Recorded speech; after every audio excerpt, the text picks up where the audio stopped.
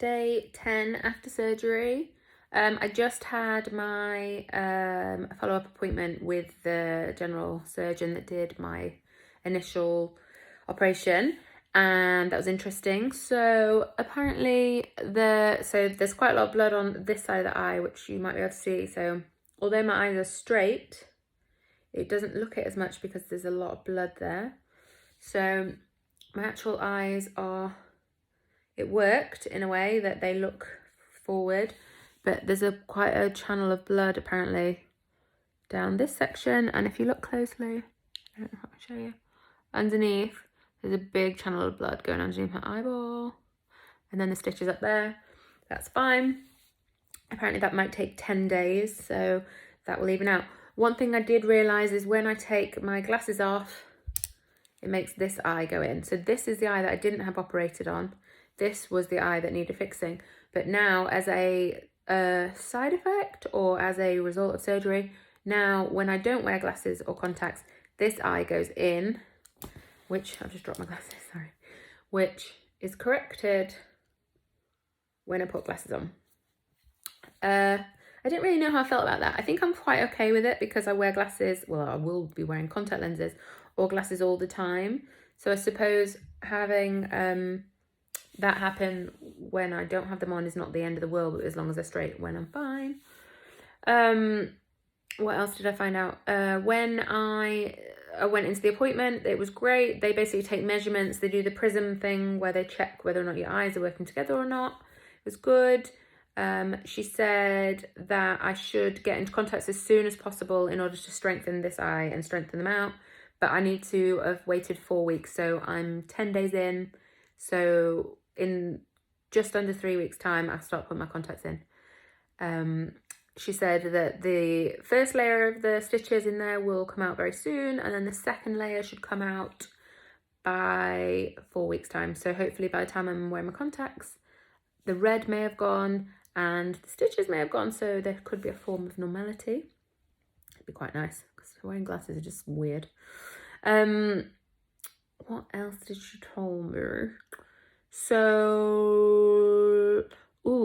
weirdly, I said to her at the very end, I was like, is it possible that I can see more 3D now? Because before I had surgery, I couldn't see fully 3D because obviously like my eyes were never working together at a central point. One would always sort of work this way. So 3D was like, I never really locked onto something.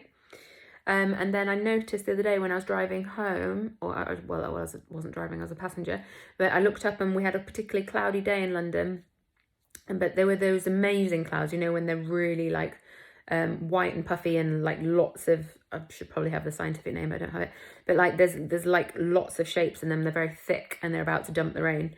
And I could see them more. It was really strange. And I jokingly said to my doctor, I was like, it was like I was stoned. Basically, like they were the like most epic clouds ever. And then after that, my mum showed me some like shitty like 3D card thing. You know when you get those really weird ones in the like cheapo travel agents, or not travel agents, estate agents. Wow. News agents, you know, when then they have like, you move them like this and then there's something 3D comes out. She showed me it and I could see it, which was bizarre. So they tested me in the hospital yesterday and now I can see 3D. So the operation has basically meant that my eyes are locked on together and started working. So now I can see 3D shapes. I mean, that was a nice surprise. Other than that, I've been signed off to fly, which is good. The only thing they've told me is I need to take preservative-free eye drops the whole flight because my eyes will get really dry. I'm not allowed to swim, which I knew about anyway, and I was cheekily saying, oh, can't I just like go in the sea or something as long as I don't put my head in the water? And she said basically 100% cannot be in a pool because they get really dirty and there's lots of other people. Worst case scenario, if I go into the sea, don't put my head in it. But she told me basically not to. But, you know, that if I had to choose one to stand in and not put my head under, it'd be the sea, not the pool. So that. There's quite a lot of swelling on my eye. I've actually been ice packing it today. So one thing I'm noticing as well, so a very open eye, a very swollen eye. So this is getting better. But she's also now told me that I can put ice packs on it to speed it up. So I've been icing it a bit because it just makes the eyes look different. So obviously, like, it's a bit bloody and it's a bit swollen, and so the eyelid itself is quite swollen. So I ice pack that a little bit. And then other than that, did she tell me anything else? It all went well, as much as I could. And then I'll go back in August. So I'm going away for a while now, and then I'll come back in August to check the vision. And then I'm trying to think if there's anything else. Oh, I'm allowed to be under running water now after 10 days. So I was telling her about how the showers were really annoying because I was always too scared to get my face in there. But now I'm allowed to do that.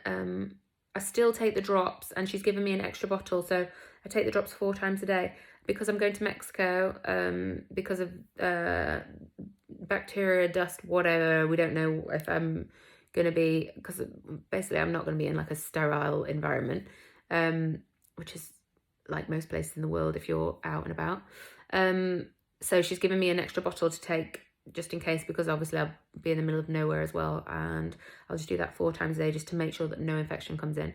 And she was telling me one of the reasons don't put the contacts in too early is you just don't want to get an infection. So I don't want to be cocky and do that, and there's no point, like, vanity causing an eye infection or something. So I'm genuinely going to wait until I think it's June 7th I'm allowed them in, she was saying.